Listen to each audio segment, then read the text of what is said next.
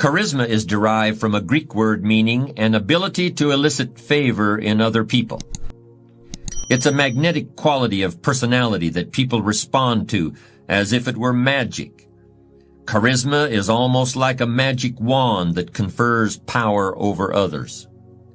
But character has a very different origin. Character comes from a Greek word meaning chisel, or the mark left by a chisel.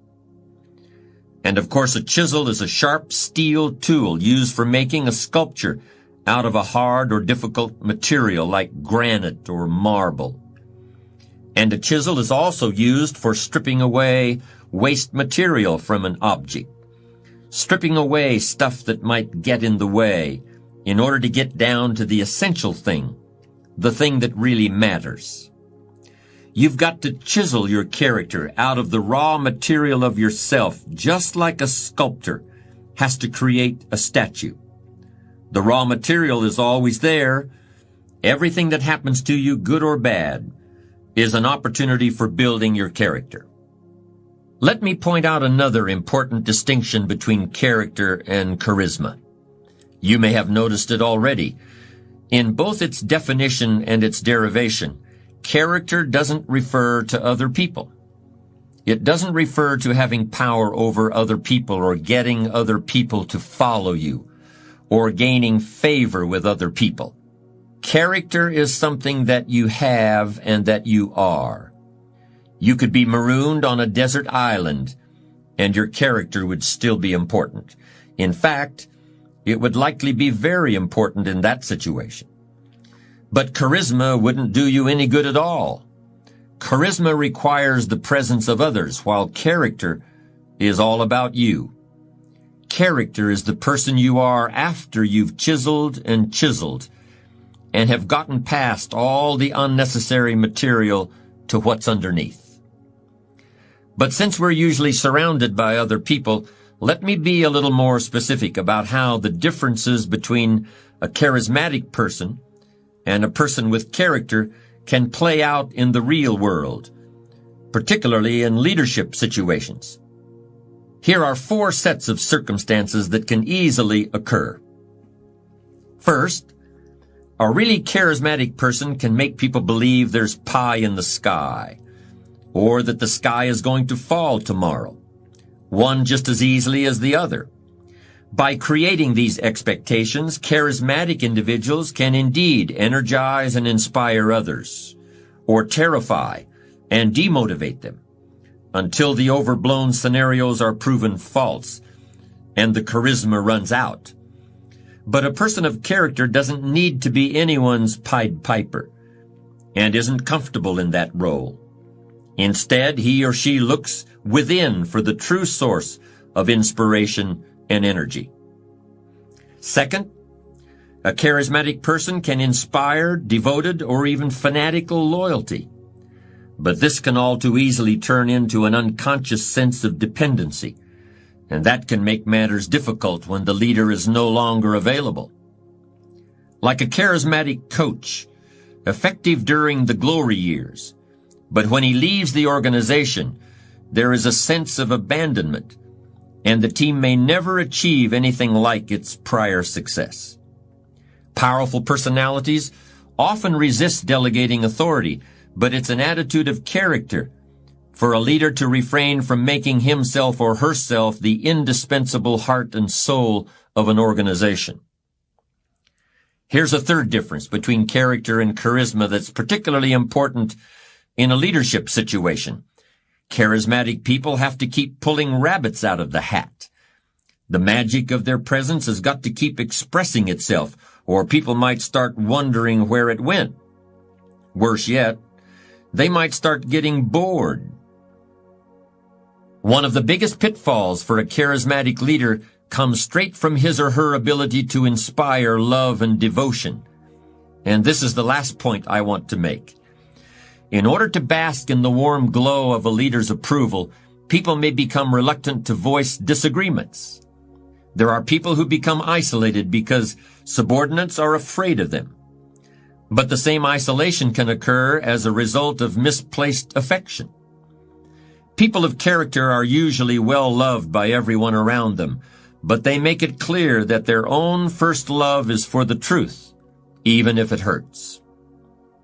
I'd like to elaborate a bit on a comparison I made earlier about how creating your character is like an artist creating a sculpture. The essential point is this: I don't think character is something that just happens by itself, any more than a chisel can create a work of art without the hand of an artist guiding it. In both instances, a conscious decision has been made. A conscious process of design is at work. Character is the result of hundreds and hundreds of choices you may make that gradually turn who you are at any given moment into who you want to be. If that decision-making process is not present, you'll still be somebody. You'll still be alive, but may have a personality rather than a character.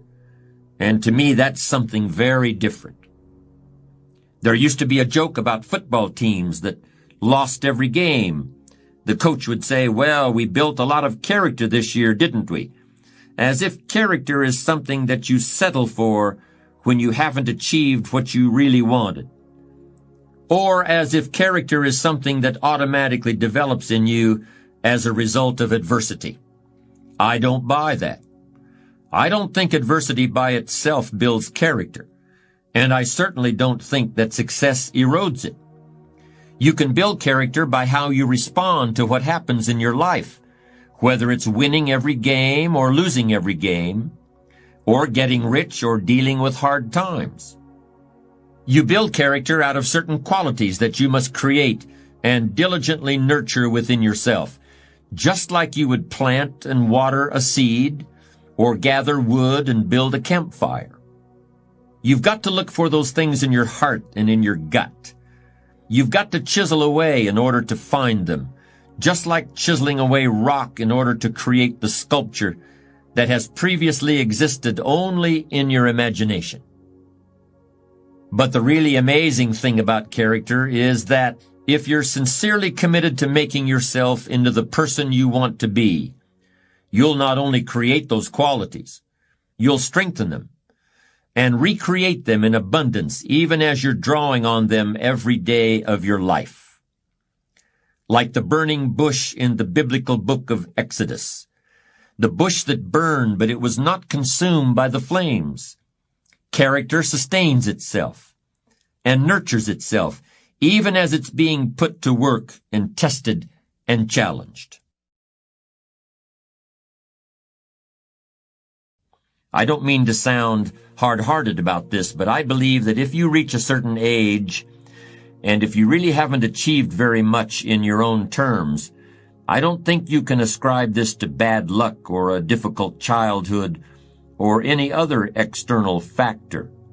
I personally feel that your strength of character does come into question at that point. And let me make it clear that your definition of success may be different from the next person. I'm not implying that you need to have a fat bank account or a Rolls Royce to be successful. But if having those things is integral to your definition of success, then that's what you should be aiming for. In certain professions, one of the highest goals you can achieve is to generate income for the company and thereby fatten your own bank account. In those businesses, success is measured by money, plain and simple. So if you're in that type of profession and you haven't made money, you probably should take some steps to strengthen your character. In other words, character isn't an abstraction that exists somewhere up in the sky divorced from the real world. There may be other things you should do also, but you should certainly do some soul searching and some character development. Character is the means for transforming ideas into achievements. It's somewhat abstract in the sense that you can't lay your hand on it or point to it or weigh it on a scale, but in a very real sense, character is what allows you to get where you want to go. If you want to drive from your home to a store on the other side of town, you'll need an automobile with gas in the tank, and you'll need keys to start the car, but you'll also need to know how to drive. You'll need judgment, based on life experience, to tell you when to step on the brakes if the light up the street changes to red. You'll need a true intention to reach your destination so that you don't keep stopping for coffee and a piece of pie every 10 minutes. You'll need to know how much time to allot to the trip so you can get home in time for whatever else you have to do. And you'll need enough maturity to call and say you're going to be late if you get stuck in a traffic jam. You can't lay your hand on any of those things, and you can't measure them with a yardstick. But they're as important to reaching your destination as the car or the gas or the keys to start the engine. They are analogs of character. Let's continue this comparison for another moment or two. There are all sorts of ways to keep track of the condition of a motor vehicle. You can look at the tires to see whether they've worn out their tread. You can look at the odometer to see how long it's been since you've changed oil. And you can turn on a switch and then walk around the car to see if the headlights and the taillights are working properly. There are objective indicators of the condition of your car. Similarly, there are ways of objectively evaluating your achievements. Most people don't take advantage of them as often as they should, but they're available nonetheless. For example, you can put together a financial statement in order to determine your net worth. You can hire an appraiser in order to learn the market value of your house.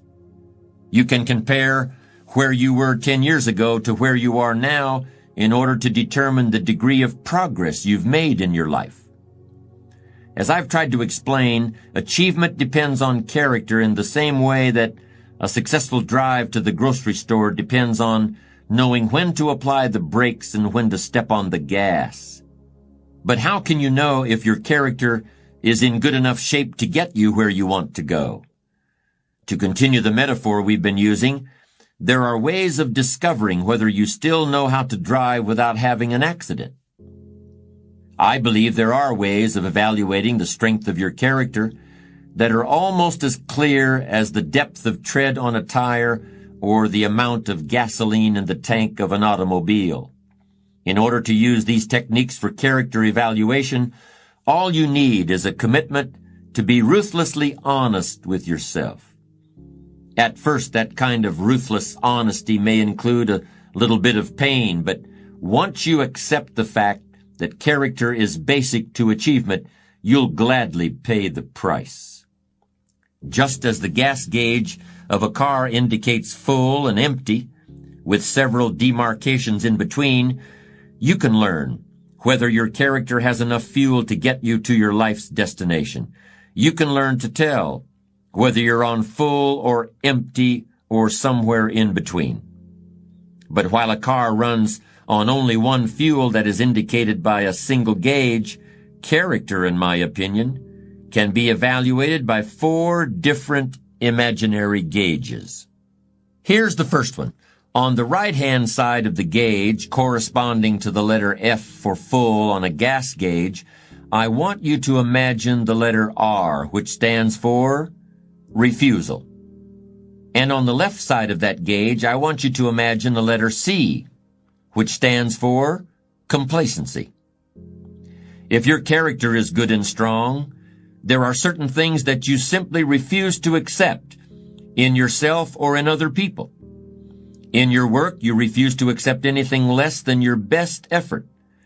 That doesn't mean that things will always work out exactly as you hoped and intended, but that's not the point. There will always be variables you can't control, but your effort level should always be maxed out regardless. With your family, your commitment should be just as strong. You should simply refuse to compromise in any area where your family needs and welfare are concerned. And with yourself, in your personal life, you should similarly refuse to accept pettiness or dishonesty or unethical behavior in any form. That's the right-hand side of the first character evaluation gauge. On the left hand is the letter C, which stands for complacency. But it also could be the letters LIS, standing for let it slide, or even WTDA for what's the difference anyway. Ask yourself where you stand on that scale. Do you have enough good, strong refusal to achieve what you want to achieve? If not, it's time to make a pit stop right now.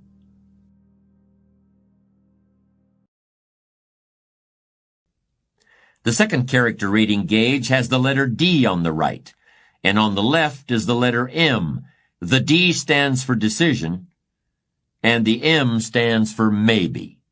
Ask yourself, are you a person who comes to a fork in the road and turns right or left? Or do you stop the car, scratch your chin, and say, well, maybe I'll go this way, and then again, maybe I'll go that way. And in the end, you go nowhere. Think about the big issues that are facing you in your life right now. It could be that you want to leave your job and start a business of your own. It could be that you want to get married. In any case, are you the kind of person who comes to a decision and puts it into action? Or are you someone who says, well, maybe, but then again, maybe not? Now imagine a gauge with a W on one side and an A on the other side. The W should be in bright red or orange, while the A should probably be a dingy green or pale yellow. That's because the W stands for want. As in, I want it now, or I want it real bad, or I want it so much I'll do whatever it takes to get it.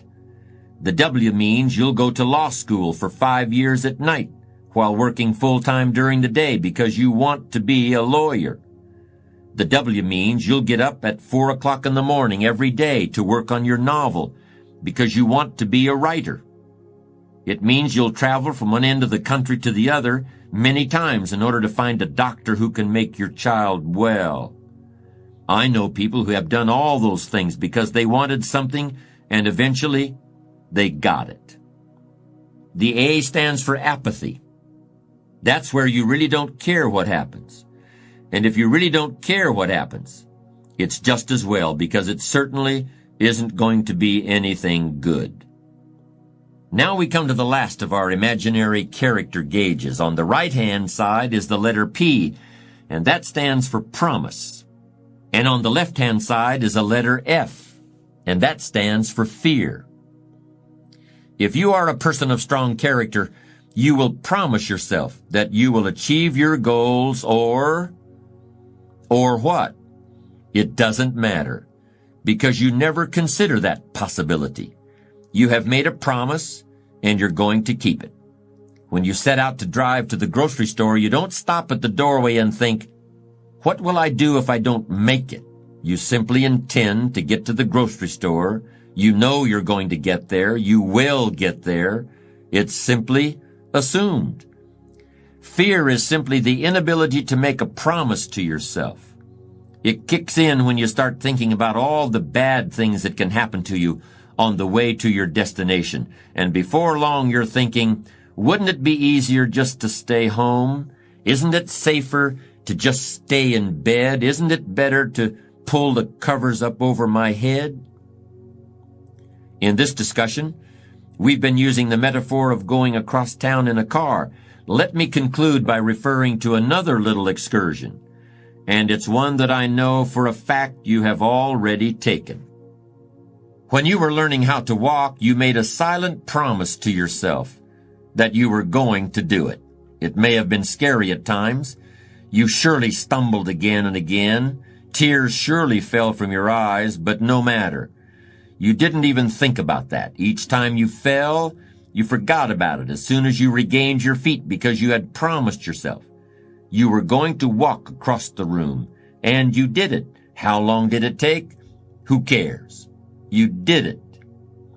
And that point in your life, you had the strength of character to overcome fear and keep the promise you'd made to yourself. Do you still have that strength? Whether you realize it or not, you do. When you were that little child we've been talking about, you asked yourself, how long am I going to work to realize my dream of walking across the room? And you instinctively answered, as long as it takes. Make that same promise to yourself right now. Making it takes strength of character, and as I've tried to show, strength of character is the foundation of achievement.